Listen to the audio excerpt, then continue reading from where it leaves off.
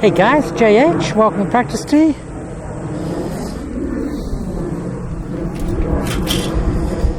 And it's a blustery old practice tee today, guys.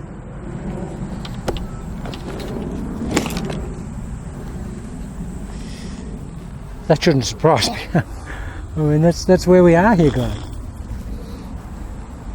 Okay, so following on from yesterday's video,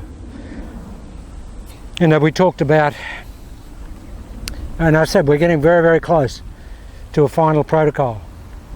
Will there ever be a final protocol? There will be I guess what we would term a provisional final protocol, because there always has to be something that I can add to it to make it better. And it'll only be fine-tuning at the end of the day, really. But I have to leave that option door open, really. So guys, we're getting very close to almost a commercial product. What I wanted to do initially with Channel Lock was develop it to the stage and to the extent that it was going to be an infallible protocol, and that you could rely on this. If you applied it correctly, it would do what it was supposed to do. The protocol was infallible. It will not perform any way other than the way it's designed to perform. So if it does what it says it's going to do, then it's infallible. The only reason it won't do what it's designed to do is if you don't apply it correctly. Now that onus then comes back on you, not the protocol, because the protocol is just like the equation for building a nuclear bomb. The equation's there. It's a known equation and it's a proven equation. But if you don't apply that equation correctly as you're building the bomb, then you won't get detonation. Or you might blow yourself up along the way.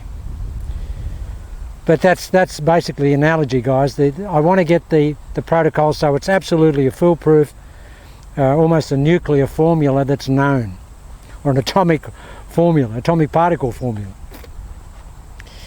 Okay, so what we spoke about yesterday and every day, guys, this is just adding to the proficiency of Channel Lock every time I come out now. It's extraordinary. And this here has made the massive difference. What I call a one-axis rotational mass setting part of the protocol. It's basically we're just operating on one axis, guys. We're not thinking about two axes. It's just one. I think about one thigh, one hip joint, one shoulder joint. And after I push the club down in the backswing here, I very much just let it fold up. And what I'm going to try and do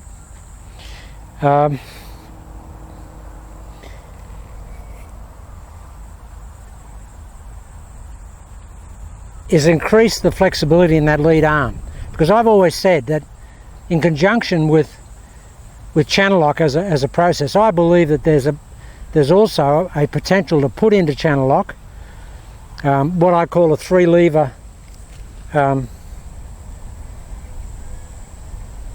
forward or lead arm principle.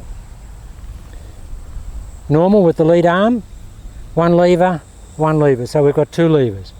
But what if we add another lever, which is this lower arm, and that comes about by bending the elbow. Okay, I mean that's almost sacrilegious in teaching, to bend your lead arm. But have a look at one of the greatest and the straightest ball strikers in the history of golf, and that was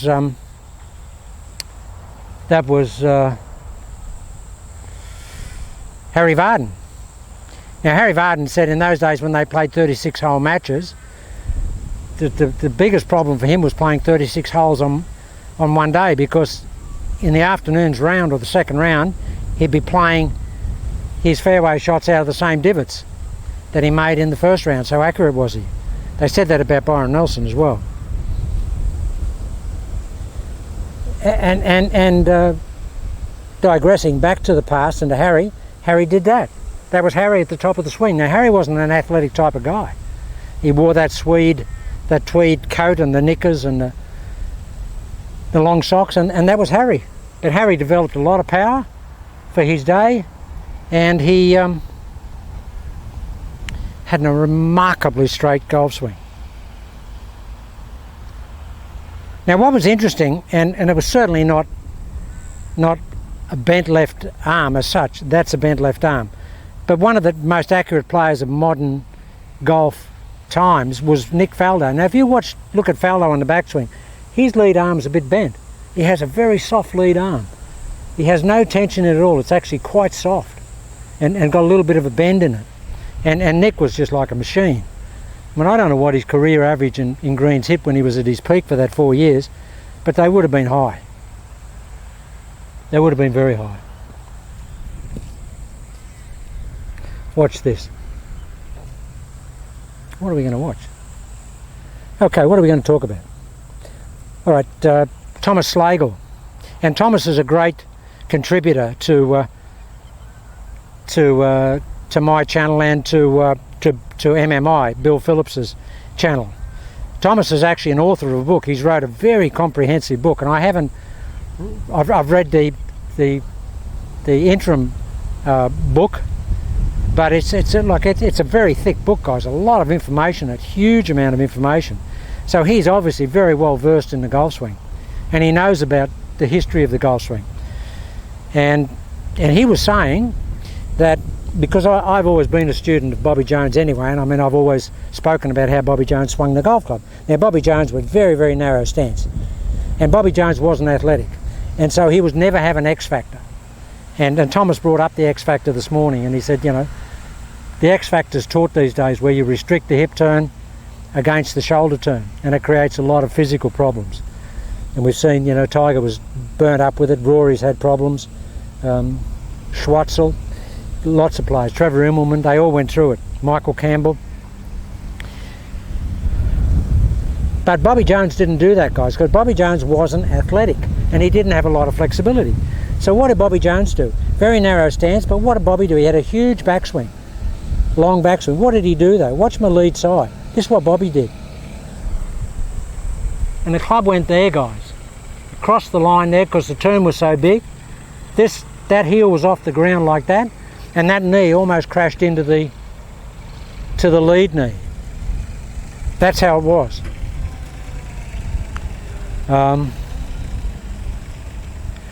So Thomas is saying, hey JH, you've got a narrow stance and you're trying to improve the length of your golf swing. And this is why I love this contribution, guys. I mean, I can feel something in my golf swing. I feel a lot of freedom, but Thomas is saying, hey JH, you can get a lot more freedom than you got by doing one thing, just increasing your hip turn. Now, if I just think about increasing the hip turn, it's going to free up this side. Now watch this. If I just turn this here, look at that. Look what that, you never see JH with his lead knee up or the lead leg doing that ever. It just doesn't happen. That never happens. But that's what Bobby did. Bobby did this. And for anybody that has less than a lot of flexibility, you need to explore this, guys. And I'm certainly going to explore it. I haven't got a program for it yet, and Thomas knows that I'm very much, you know, someone that can't apply something unless I've got a program for it.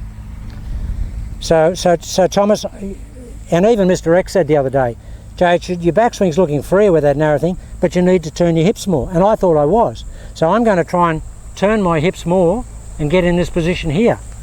Because guys, when I get there, one of two things happens. I mean, I feel like I'm way over here in the backswing, way over here. Now, it'll probably take me a few sessions to get it, and maybe 500 balls to get it where I need it to be. But I will get it.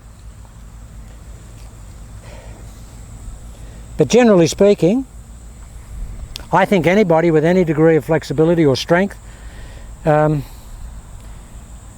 benefit from, okay, there were guys say, JH, I've got enough flexibility, enough strength that I don't need to have a narrow stance because I don't need to have any more backswing. Well, guys, what I'm saying about having the narrow stance, what it does is it takes out of out of a golf swing an element of error that can occur. And bear with me here. Now, what is that element, JH? Well, it's the element of shifting weight. It's getting that weight from that side to this side. Now, you have to do that. Now, how you do that consistently and exactly the same every time is, that's a $64,000 question. Can you do that all the time the same? And the answer to that, generally speaking, is no, you can't, and nobody ever has to date. So what I'm saying, guys, is take that variable out. Take that need to shift that mass out and get it over here. It's already here. So I don't have to do anything, it's already here. And because it's over here, all I have to do is rotate it. So I've taken that aspect out of the golf swing, and the actual, activation of that activation and that requirement of that activation is deleted. I've just pushed the delete button. It's not there anymore. So it can't be a variable, and it can't create any problems for us because it's not there. So we're just over here. The weight's already here. Now, some of the guys have said, and Paul Gunning said today, and I replied to him, and then Paul said, okay, JH, we've got everything over here. Why wouldn't we just turn our shoulders completely 100% and then just lift the arms up? And then all the shoulder turn's done. The weight transfer's done. All we have to do is lift the arms up. Now, I've actually done that. And I said to Paul, for me, what that introduces is a variable. A variable in rate of motion going back. Now, when I'm here and I'm connected with my arms in a conventional golf swing, and I've got this amount of turn, my arms are connected to my body. Now, when I start back, the club goes back at the rate that my body goes back. My arms don't race off by themselves and create a different rate. They just don't do that.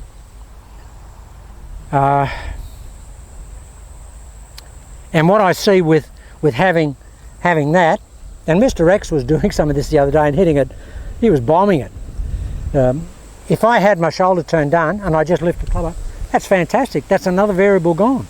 We've eliminated the shoulder. It's already there. It's done. We don't have to do it in the course of the swing. We've done it at address. But what I find, guys, is that once I've done that, my arms are isolated. Now I've got to get my arms to the top of the swing, and because they are now disconnected from a torso, they will get up to the top of the swing at a disconnected rate, and I don't know what that rate's going to be on a day-to-day basis. It could be anything. But I do know that once I'm here and I'm connected, that club will always go back at the rate that I turn my body. It won't go back independently, which I find that I would think, and I did find when I had to, because the arms just go up at that's done. Those hands can come into play and do a lot of different things if they want to.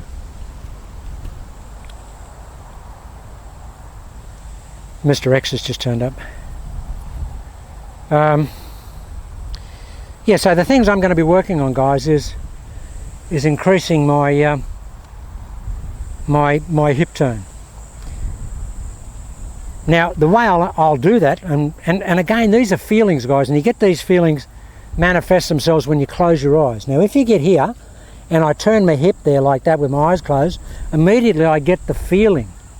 I can't, and I'm not looking at anything, I'm not being distracted visually, I'm just getting a kinesthetic feedback process going on here.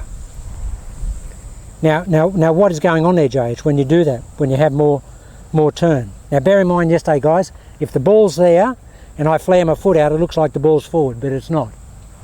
So I can actually flare that trail foot out miles. And what I do, as I turn my hips there, I feel a bit of pressure there and a bit of restriction. But the more I flare that foot out, the more that restriction goes. So technically, what if I flared that foot out that far, Thomas? What if I did that? Watch this. Guys, I cannot feel any pressure in that trail knee or the trail thigh. Okay, so I may end up with that trail foot out there. Because what that's doing is letting that trail hip turn more, which is bringing the lead hip around, which is bringing the torso, the shoulders around, increasing range of motion. So that's what I'll be concentrating on. I'll do that. Here.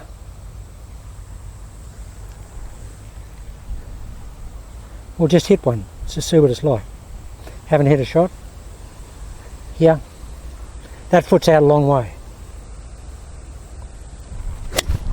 Now guys, first shot of the day. Just killed it. And I clearly didn't take that back that far, because I'm not used to it yet. But what I didn't feel was any torque in that trail leg at all, or that trail groin. Forget it there. There's no torque at all. There's torque because it locks it up. That's a torque reducer there. The more I can splay that out, the more I'll take the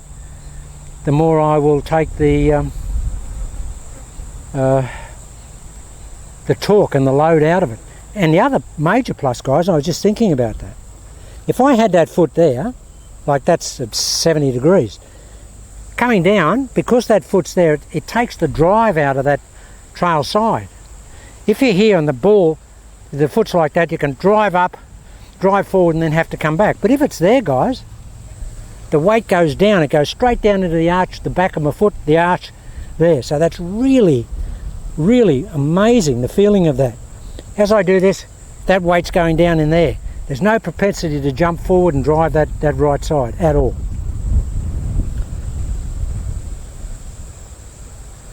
Okay.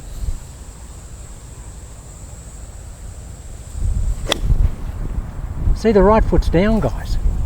Trail foot's down. That's just killed. That's killed. Very strong left to right wind. And what I'll be doing, guys, going forward in the next tapes, in the next couple of days, I'll be explaining about how we want to have a complete absence of intent to hit the golf ball on the downswing. We want to basically feel that the downswing is actually slower than the backswing, and there's less intent in the downswing than there is in the backswing.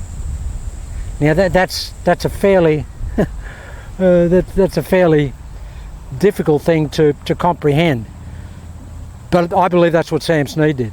Sam Snead swung the club like this. Absolutely no hit in that. And if you watch him in that, get on YouTube and dial up Sam Snead 1977 Masters practice. Watch him practicing. It's mesmerising. He is metronomic. He is absolutely metronomic. It's every shot. So guys, they're just a few points that I wanted to make today, and going forward we'll do some really good points. Now, one of the other things, one of the guys posted today and said, "Hey JH, looks like 5 o'clock nose is no more a priority." It's only because I haven't been making it a priority, but it's so important in this golf swing. But I've been trying to perfect the other little parts of the protocol, so I haven't put as much emphasis on it. For Mr. X, it's an absolute requirement. When he gets 5 o'clock nose here, hits are great because we get the club moving there, guys. There, shoulders are blocked, so you have to do that. Okay, I'll just hit one more. Put that foot way out, Jay, just see what it does.